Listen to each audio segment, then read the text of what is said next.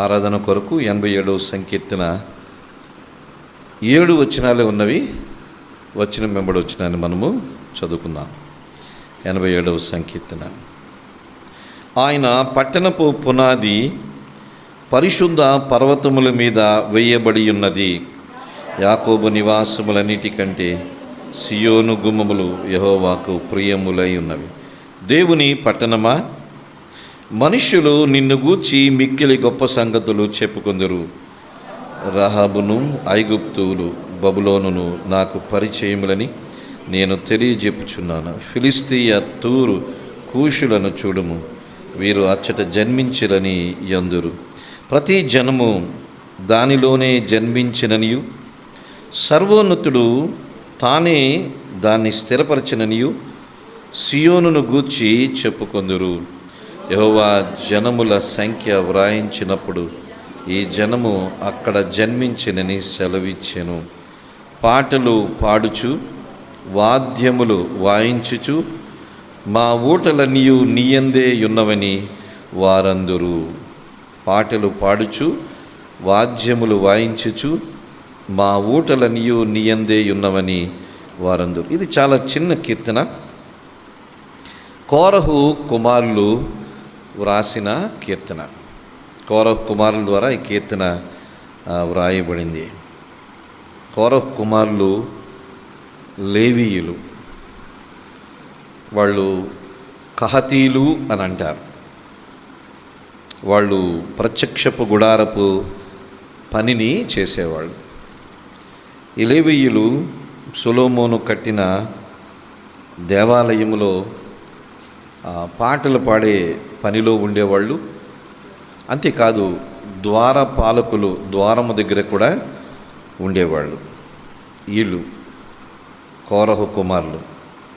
దేవుడు వీడి ద్వారా రాయిస్తూ అంటున్నాడు కదా, ఆయన పరిశుద్ధపు పునాది, ఆయన పట్టణపు పునాది పరిశుద్ధ పర్వతాల మీద వేయబడి ఉంది. ఆయన పట్టణపు పునాది పరిశుద్ధ పర్వతాల మీద వేయబడి, ఆయన పట్టణము. దేవుని పట్టణం ఏది? దేవుని పట్టణము యెరూషలేము. ఈ భూమి మీద దేవుని పట్టణం ఏమిటంటే యెరూషలేము పట్టణం. అంతేకాదు, పరలోకపు పట్టణము కూడా దేవుని, పరలోకపు యెరూషలేము కూడా దేవుని పట్టణమే. 2 యెరూషలేము పట్టణాలు ఉన్నాయి. ఒకటి ఇజ్రాయేలు దేశంలో ఉండే యెరూషలేము, అది దేవుని పట్టణమే. రెండవది పరలోకములో యెరూషలేము పట్టణం ఉంది, అది దేవుని పట్టణమే. దాన్ని కూడా పరలోకపు యెరూషలేము అంటాము. ఇది భూమి మీద ఉన్న యెరూషలేము అంటాము. ఈ భూమి మీద ఉన్న యెరూషలేము దేవుందే, పరలోకపు యెరూషలేము దేవుందే. సరే, అలా గుర్తుపెట్టుకోండి. ఆయన పట్టణపు పునాది, ఈ భూమి మీద ఉన్న యెరూషలేము పట్టణానికి పునాది ఎవరు? ఆ పరలోకపు యెరూషలేము పట్టణానికి పునాది ఎవరంటే ఆయనే. ఈ భూమి మీద ఉన్న యెరూషలేము పట్టణాన్ని దేవుడు ఆయన కొరకే కట్టించుకున్నాడు. ఇజ్రాయేల్ దేశంలో యెరూషలేము పట్టణం, అది దేవుని పట్టణం. ఆ పట్టణానికి పునాది ఆయనే. అలాగే పరలోకపు యెరూషలేము పట్టణానికి పునాది ఎవరు? ఆయనే. అనగా పట్టణానికి పునాది అంటే అర్థం ఏమిటంటే ఆయనే దానికి మూలమై ఉన్నాడు. పునాది అంటే అర్థం ఏమిటంటే ఆయనే దానికి మూలమై ఉన్నాడు. ఈ భూమి మీద ఉన్న యెరూషలేము పట్టణానికి మూలము ఆయనే, పరలోకములో ఉన్న యెరూషలేము పట్టణానికి మూలం ఆయనే. అందుకని ఈ పట్టణానికి పునాది ఎవరంటే దేవుడే. పునాది. ఆ పునాది ఎక్కడుందంట? ఆయన పునాది పరిశుద్ధ పర్వతాల మీద వేయబడింది. అనగా దేవుని పునాది ఎక్కడుంటుందంటే పరిశుద్ధత అనే దాని మీదే ఆయన పునాదులు వేయబడితే. పరిశుద్ధత మీదే దేవుడు దేన్నైనా కడతాడు. పరిశుద్ధత లేకుండా దేవుడు దేన్ని కట్టడు. అందుకని యెరూషలేము పట్టణము పరిశుద్ధమైందిగా ఉన్నప్పుడు దేవుడు వారి మధ్య ఉన్నాడు. ఆ పట్టణము పరిశుద్ధమైన పట్టణము. ఎందుకంటే దేవుడు పరిశుద్ధుడు కాబట్టి ఆయన వేసే పునాదులు కూడా పరిశుద్ధంగానే ఉంటాయి.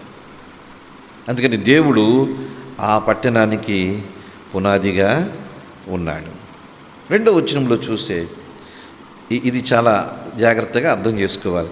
యాకోబు నివాసములన్నిటికంటే సియోను గుమ్మములు యెహోవాకు ప్రియములైనవి. ఇది మన ఆరాధనకు ముఖ్యమైన మాట. యాకోబు నివాసములన్నిటికంటే, యాకోబు నివాసములు అంటే ఇజ్రాయేలు ప్రజలు జీవించే ఆ పట్టణాలు, ఇజ్రాయేలు ప్రజలు జీవించే ఆ గృహాలు కంటే సియోను గుమ్మములు యెహోవాకు ప్రియములు. సియోను గుమ్మములు అంటే, సియోను అంటే యెరూషలేము, యెరూషలేము అంటే మందిరం.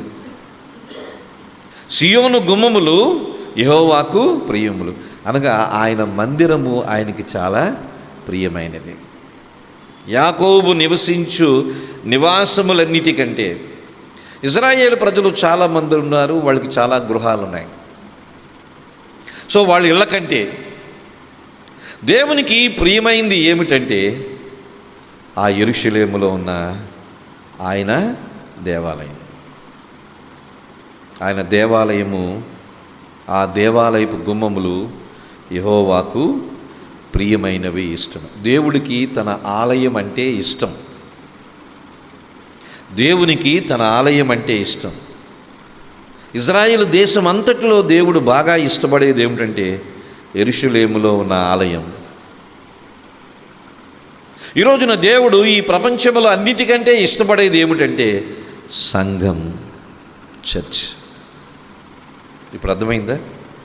యాకోబు నివాసములన్నిటికంటే సియోను గుమ్మములు యెహోవాకు ప్రియములు అనగా మనుషులుగా మనం జీవించే మన పెద్ద పెద్ద గృహాల కన్నా మనకి మల్టీ స్టోరీ బిల్డింగ్ ఉండొచ్చు. మనం నివసించే ఇల్లు ఒక 10 అంతస్తుల ఇల్లు అయి ఉండొచ్చు. 10 అంతస్తుల బిల్డింగు మందే. ఆ 10 అంతస్తుల్లో 20-30 బెడ్రూమ్స్ ఉండవచ్చు. కానీ దేవుడు అంటున్నాడు, నాకు ప్రియమైనది ఏమిటంటే సియోను గుమ్మములు నాకు ప్రియమైనవి. The gates of Zion are dear to me. సియోను గుమ్మములు నాకు ప్రియమైనవి. నా మందిరము నాకు ఇష్టమైంది, నా సంఘము నాకు ఇష్టమైంది. అందుకని పాత నిబంధన గ్రంథములో దేవుడు మందిరానికి విలువిచ్చాడు, లేక ప్రత్యక్షపు గుడారానికి విలువిచ్చాడు. క్రొత్త నిబంధన గ్రంథములో దేవుడు దేనికి విలువిస్తున్నాడంటే సంఘమునకు విలువిస్తున్నాడు. మీకు తెలుసా, సంఘము ఈ భూమి మీదే అత్యంత విలువైంది. సంఘము ఆర్గనైజేషన్లు కాదు, ఓన్లీ చర్చ్, వ్యవస్థలు కాదు. సంఘము అంటే ఇదొక దేవుడు పెట్టిన ఒక వ్యవస్థ. దేవుడు క్రొత్త నిబంధనలో యేసు ప్రభు భూమి మీదకి వచ్చి స్థాపించింది ఒకే ఒక వ్యవస్థ, అదే సంఘం. ఆర్గనైజేషన్లు మనుషులు స్థాపిస్తారు. నేను ఒక ట్రస్ట్ పెట్టుకోవచ్చు, నేను ఒక సొసైటీ పెట్టుకోవచ్చు, నేను ఒక ఆర్గనైజేషన్ పెట్టుకోవచ్చు 10 మందిని కలుపుకొని. కానీ ఇది నా ఆర్గనైజేషన్ అవుతుంది. కానీ సంఘాన్ని కట్టేది ఆయన. నా సంఘమును నేను కట్టుదును, పాతాళలోకపు ద్వారములు దాని ఎదుటి నిలువు. దయచేసి అర్థం చేసుకోండి. భూమి మీద దేవునికి అతి ప్రియమైంది ఏమిటంటే చర్చ్, ఓన్లీ ద చర్చ్. అందుకని సియోను గుమ్మములు యెహోవాకు ప్రియములు. ఆ యెరూషలేములో ఆ దేవుని దేవాలయం ఆయనకి చాలా ప్రియము. ఎందుకు ప్రియము? కొన్ని విషయాలు చెప్తాను చూడండి. ఎందుకు యెరూషలేము అంటే దేవునికి అంత ఇష్టమైంది?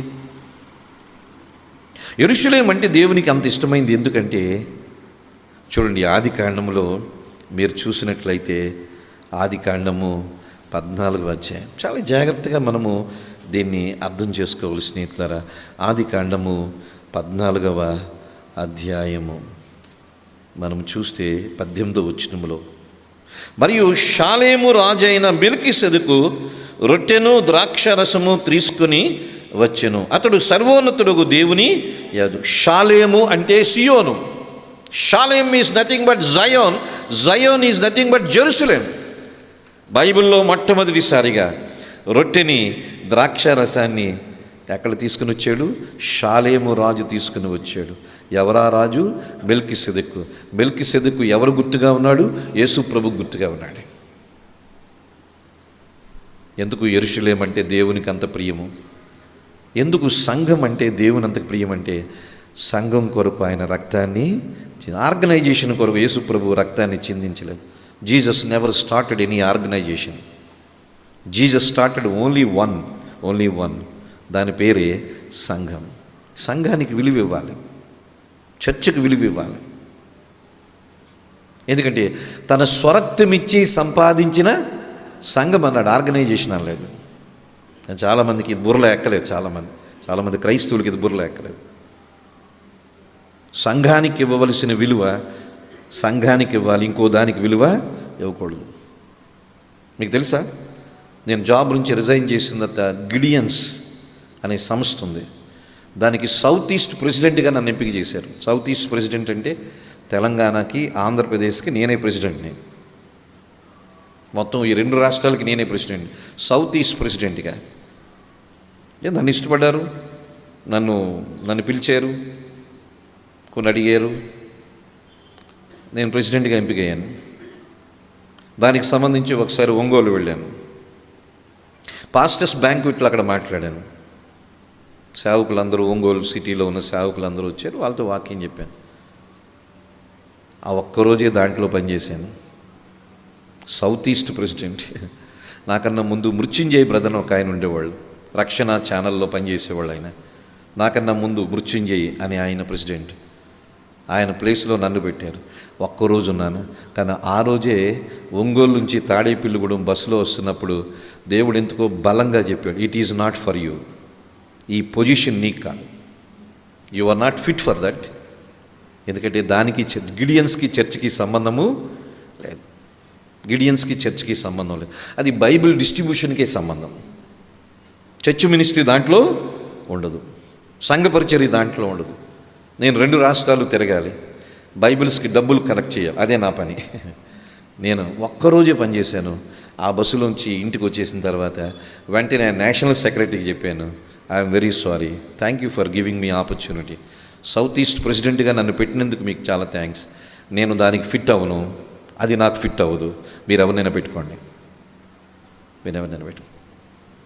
ఎందుకంటే సంఘం, దేవుడు ఎందుకో అలాగే నన్ను బయటికి తీసుకుని వచ్చాడు. దాంట్లో ఉండుంటే చర్చ్ మినిస్టర్లో నేను ఉండేవాడిని కాదు. ఏదో ఊరు తిరిగేవాడిని, రాష్ట్రాలు తిరిగేవాడిని, దేశంలోనే తిరిగేవాడిని. ఏదో ఒక టైంలో నేషనల్ ప్రెసిడెంట్ అయిపోయేవాడిని. అంటే దేశానికి ప్రెసిడెంట్, ఆర్గనైజేషన్లో అయిపోయేవాడిని ఏమో, I don't know about it.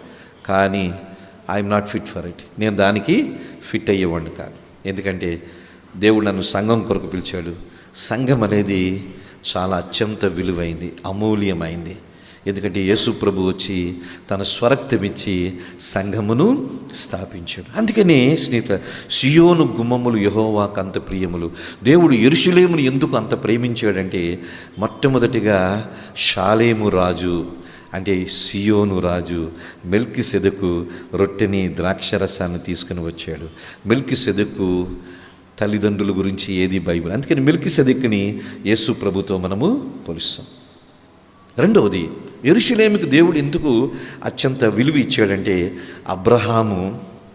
Abraham Morya పర్వతం మీద ఇస్సాకుని దహనబలిగా అర్పించాడు.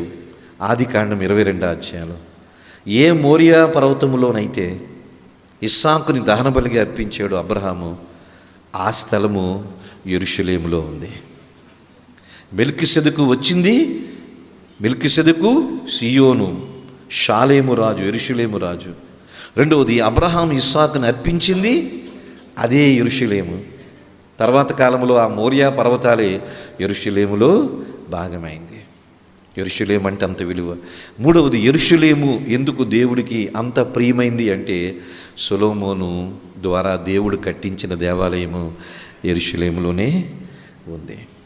తర్వాత నాలుగవది, యెరూషలేము అంటే దేవునికి ఎందుకు అంత ప్రియమంటే, ప్రపంచములో యూదులు ఎక్కడ ఉన్నా బలులు అర్పించాలి అంటే ఎక్కడికి రావాలి? యెరూషలేముకి రావాలి. అమెరికాలో ఉన్న యూదులు కానీ, భారతదేశంలో ఉన్న యూదులు కానీ, ప్రపంచంలో యూదులు ఎక్కడ ఉన్నా బలి అర్పణ జరగాలి ఒక పెంతుకోస్తు పండగ చెయ్యాలి, ఒక పస్కా పండుగ చెయ్యాలి, ఏదైనా చెయ్యాలంటే ఎక్కడ చెయ్యాలి?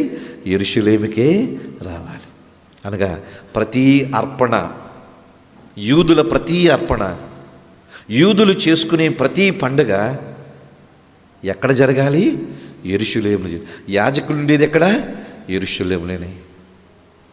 అందుకని యెరూషలేము. అంతేకాదు, యేసు ప్రభు సిలువ వేయబడింది, మరణించింది, తిరిగి లేచింది యెరూషలేము. యేసు ప్రభు సిలువ వేయబడింది యెరూషలేము వెలుపల, అంటే యెరూషలేము పట్టణంలోనే, యెరూషలేములోనే వేయబడ్డాడు. అక్కడే 3 దినాలు సమాధిలో ఉన్నాడు. తిరిగి లేచింది యెరూషలేమే. అంతేకాదు, మొట్టమొదటి సంఘము స్థాపించబడింది పెంతెకోస్తు దినాన యెరూషలేములోనే. పరిశుద్ధాత్ముడు దిగి వచ్చాడు. ఆ మేడగదిలో వాళ్ళు ఉన్నారు. ఆ మేడగది ఎక్కడుంది? యెరూషలేములోనే ఉంది. మొదటి సంఘం ఎక్కడ స్థాపించబడింది? యెరూషలేములో స్థాపించబడింది. ఈ ప్రపంచానికి తర్వాత, ఈ ప్రపంచానికి సువార్త అంతా కూడా విస్తరించింది ఎక్కడి నుంచి?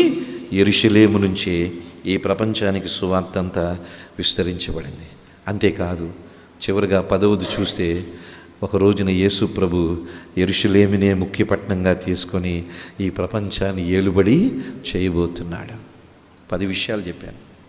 అందుకని సియోను గుమ్మములు యెహోవాకు ప్రియమైనవి. సియోను గుమ్మములు అంటే యెరూషలేము అనగా దేవుని పట్టణము. ఇవి దేవునికి చాలా విలువైంది.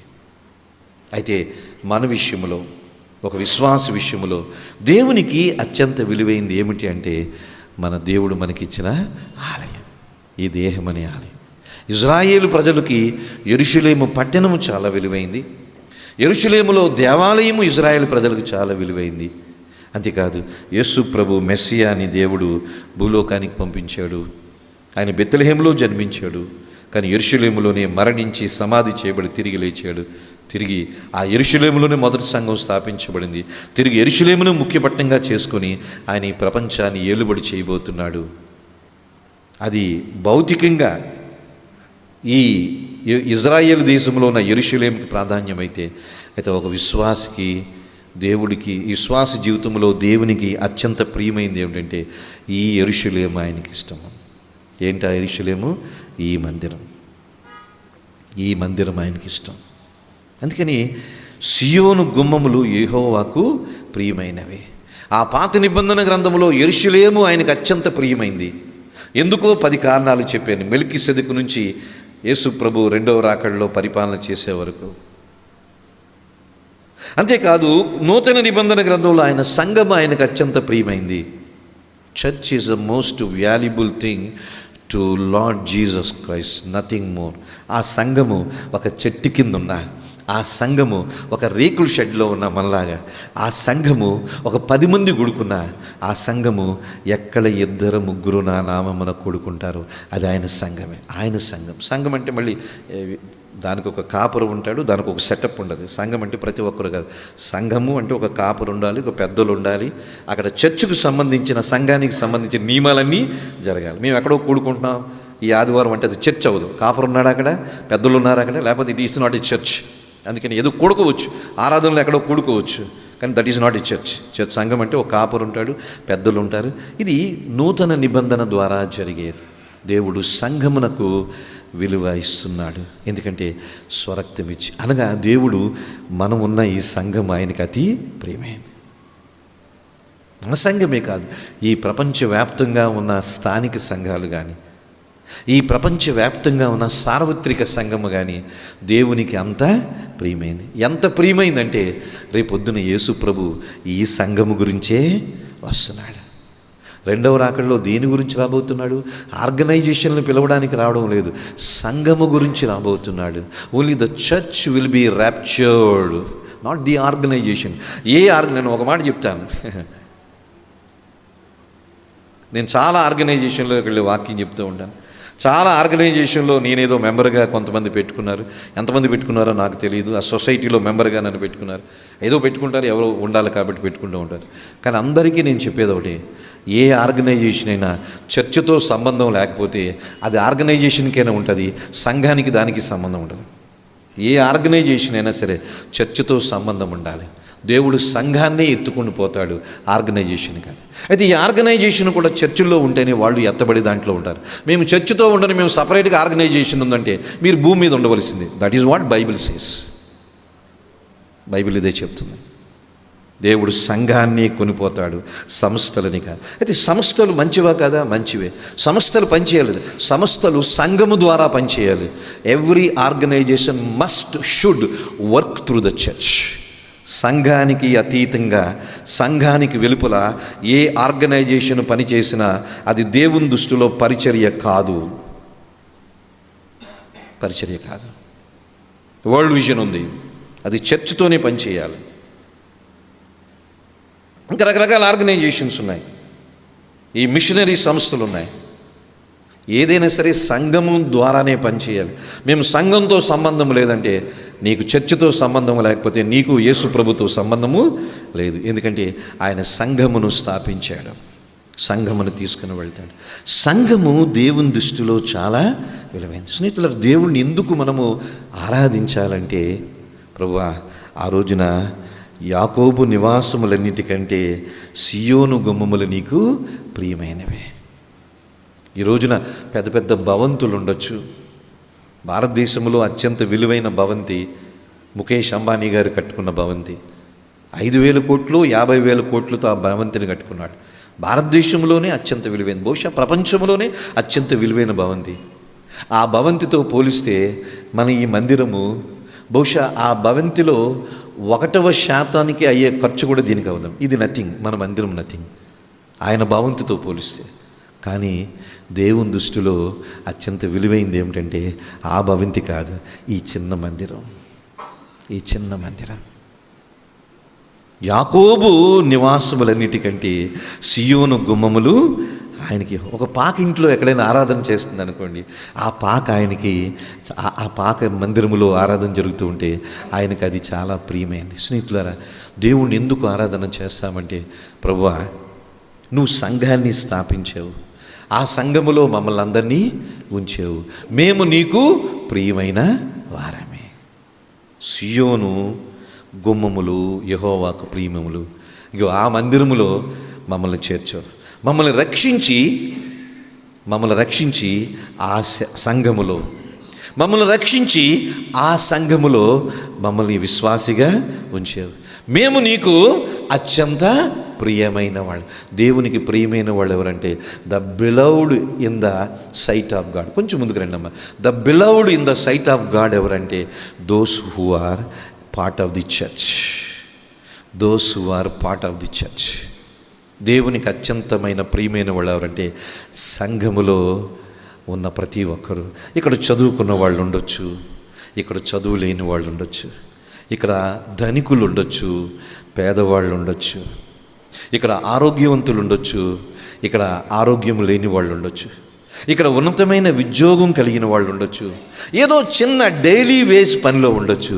కానీ ఇక్కడ దేవుని ప్రజలుగా ఉన్నాము, దేవుని మందిరములో ఉన్నాము. ఈ మందిరము దేవునికి ప్రియమైనది. ఈ మందిరములో ఉన్న మనము దేవునికి ప్రియమైన వాళ్ళు. ఇది దేవుణ్ణి ఆరాధించడానికి ఇది అవకాశమే కదా. ప్రభా, సంఘమును నువ్వు స్థాపించే. సియోను అంటే నీకు చాలా మంది ఎంతో ప్రియమం. పాత నిబంధన గ్రంథంలో నువ్వు ఆ సియోనుకి, ఆ యెరూషలేముకి నువ్వు ఎంతో విలువిచ్చావు. అయితే ఈ క్రొత్త నిబంధన కాలంలో నీ సంఘానికి నువ్వంతా విలువిస్తున్నా. ఈ క్రొత్త నిబంధన కాలంలో ఈ సంఘములో ఉన్న మాకు నువ్వంతా విలువిస్తున్నా, నీకు ఆరాధన అర్పిస్తున్నా. అయితే ఒకటి, దేవునికి అత్యంత ప్రియమైనది ఈ భూప్రపంచం మీద సంఘము, చర్చ్ అని అనుకుంటే, అయితే ఈ చర్చ్ని స్థాపించడం కొరకు యేసుప్రభు ఏం చేశాడు? స్వరక్తమిచ్చాడు. ప్రభువా, ఈ సంఘాన్ని స్థాపించడానికి నీ కుమారుణ్ణే పంపించావు. ఈ సంఘాన్ని స్థాపించడానికి నీ కుమారుణ్ణి సిలువలో మరణించేటట్టుగా చేశావు. ఈ సంఘాన్ని స్థాపించడానికి ఆయన రక్తాన్ని చిందింపచేశావు. ఈ సంఘాన్ని స్థాపించడానికి నన్ను రక్షించుకున్నావు. ఈ సంఘములో సభ్యునిగా నన్ను చేసి నన్ను అత్యంతమైన ప్రియమైన వాడిగా, ప్రియమైన దానిగా నా చేశావు. So those who are part of his church are dearest people to God. దేవుని క్రీస్తు సంఘములో, అంటే క్రీస్తు సంఘం అంటే చర్చ్ ఆఫ్ క్రైస్ట్ అని కాదు, ఆ దేవుని సంఘములో ఎవరమైతే భాగస్థులుగా విశ్వాసులుగా ఉంటున్నామో దేవునికి అత్యంత ప్రియమైన వాళ్ళు. అందుకని దేవుడు ఈ భూమి మీద ప్రేమించే first and foremost number 1, number 2, number 3 ఏంటంటే సంఘం. చెప్తాను చూడండి, ఒక 1-2 వచనాలు మీకు చూపిస్తాను. ఎఫెసీయులకు రాసిన పత్రిక, ఇది చాలా ముఖ్యమైనది. సంఘం యొక్క ప్రత్యక్షత చాలామందికి అర్థం కావడం లేదు. ఎఫెసీయులకు రాసిన పత్రిక 3వ అధ్యాయం చూడండి. ఎఫెసీయులకు రాసిన పత్రిక 3వ అధ్యాయము 8, 9, 10, 11 వచనాలు కలిసే ఉన్నవి, నేను చదువుతున్నాను. ఎఫెసీయులకు రాసిన పత్రిక 3వ అధ్యాయం 8, 9, 10. దేవుడు మన ప్రభు అయిన క్రీస్తు యేసునందు చేసిన నిత్య సంకల్పము చొప్పున పరలోకములో ప్రధానులకును అధికారులకును సంఘము ద్వారా తన యొక్క నానా విధమైన జ్ఞానము ఇప్పుడు తెలియబడవలనని ఉద్దేశం. సంఘము ద్వారా, చాలా జాగ్రత్తగా ఈ మాట వినండి, ఆరాధనలోకి వెళ్ళబోతున్నా, చాలా జాగ్రత్తగా వినండి, నా వైపు చూడండి. సంఘానికి ఇచ్చిన గొప్ప బాధ్యత, సంఘానికి ఇచ్చిన గొప్ప ఆధిక్యత, సంఘానికి ఇచ్చిన గొప్ప బాధ్యత. నెంబర్ 1, సంఘానికి ఇచ్చిన గొప్ప ఆధిక్యత ఏమిటంటే శోధింప సఖ్యము కానీ క్రీస్తు ఐశ్వర్యము ఈ ప్రపంచానికి తెలియజేసేది ఎవరంటే సంఘం. సంఘం సంఘం అంటే ఎవరు? ఒక సెటప్. ఇది సంఘం అంటే ఒక సెటప్. ఇక్కడ ఒక కాపరు ఉంటాడు, కొంతమంది పెద్దలు ఉంటారు, కొంతమంది విశ్వాసులు ఉంటారు, అందరం కలిపితే సంఘం. ఇక్కడ ప్రెసిడెంట్, సెక్రటరీలు ఎవరు ఉండరు, ఒక షెపర్డ్ ఉంటాడు, ఇక్కడ ఎల్డర్స్ ఉంటారు. సంఘం అంటే ఇది. ఈ సంఘముకి దేవుడిచ్చిన గొప్ప ఆధిక్యత, ఈ సంఘానికి దేవుడిచ్చిన గొప్ప బాధ్యత ఏమిటంటే శోధింప సఖ్యము కానీ, అంటే ఈ ప్రపంచానికి అర్థం కాని, ఈ ప్రపంచం ఎప్పుడూ అర్థం చేసుకోలేని యేసు ప్రభు రక్షణ జ్ఞానాన్ని ఈ సంఘము ద్వారా, అనగా మన ద్వారా లోకానికి తెలియజేయడానికి. సంఘానికి ఉన్న ఆ బాధ్యత, సంఘానికి ఉన్న ఆధిక్యత, ఆ సంఘములో దేవుడు, ఆ సార్వత్రిక సంఘములో కానీ ఆ స్థానిక సంఘములో కానీ దేవుడు మనల్ని సభ్యులుగా ఉంచారు. So why should we praise God? Why should we worship God?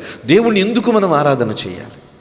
దేవుణ్ణి ఎందుకు స్తుతించాలంటే నీకు సియోను గుమ్మములు అతి ప్రియమైనవి.